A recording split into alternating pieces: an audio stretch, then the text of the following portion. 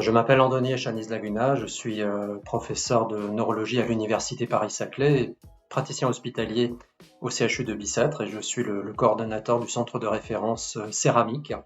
Céramique, c'est l'acronyme de Centre de référence des neuropathies amyloïdes et des neuropathies rares, Île-de-France, Caraïbes.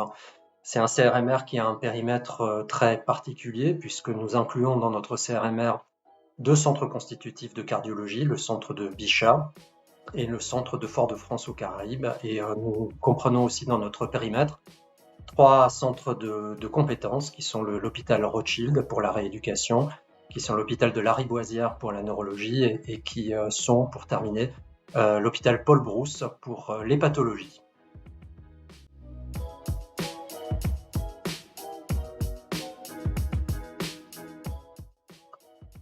Notre activité elle est essentiellement centrée sur les neuropathies rares, donc les maladies du système nerveux périphérique rares, qu'elles soient d'origine génétique ou qu'elles soient d'origine inflammatoire. Donc ces maladies incluent en particulier l'amylose à transthyrétine, mais aussi la maladie de Charcot-Marie-Tooth, la polyradiculonévrite chronique et le syndrome de Guillain-Barré.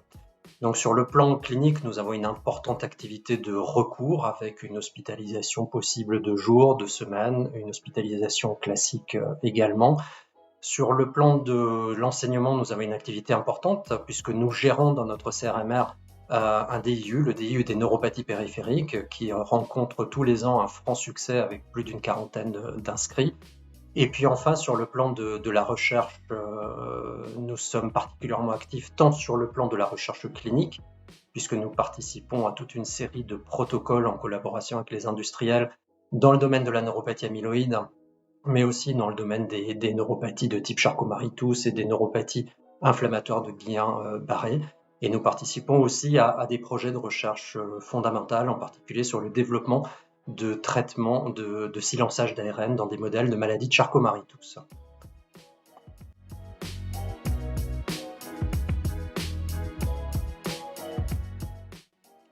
Bien, nous avons plusieurs projets sur les 5 années qui viennent, qui vont se décliner sur les trois versants que je vous ai expliqués tout à l'heure.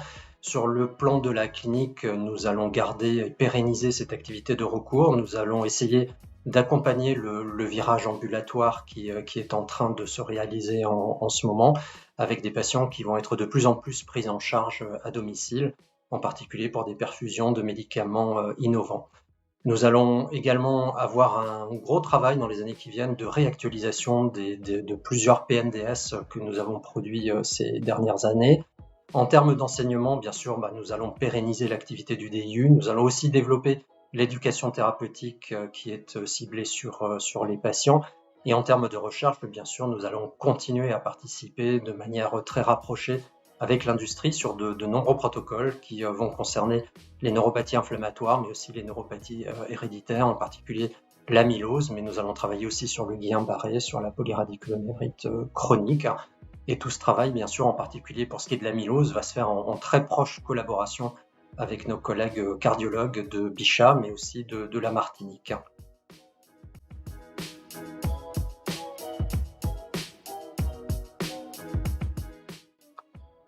Eh bien, pour nous, effectivement, les choses vont beaucoup bouger dans les années qui viennent. Et ce que nous allons essayer de faire, c'est de garder cette activité de recours, de consultation, donc c'est-à-dire en fait d'essayer de diminuer le retard diagnostique.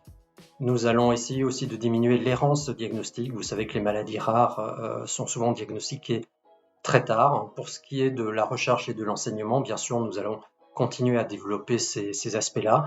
Et nous allons, par l'intermédiaire de cette activité-là, tenter de rapprocher les innovations thérapeutiques qui n'existent pour l'instant que dans le domaine de la recherche clinique, de rapprocher ces innovations vers la clinique de routine et d'accélérer donc ce transfert de technologie pour une médecine un peu plus translationnelle et un peu plus personnalisée. Voilà, je pense que ce sera ça le projet de notre CRMR dans les années qui viennent.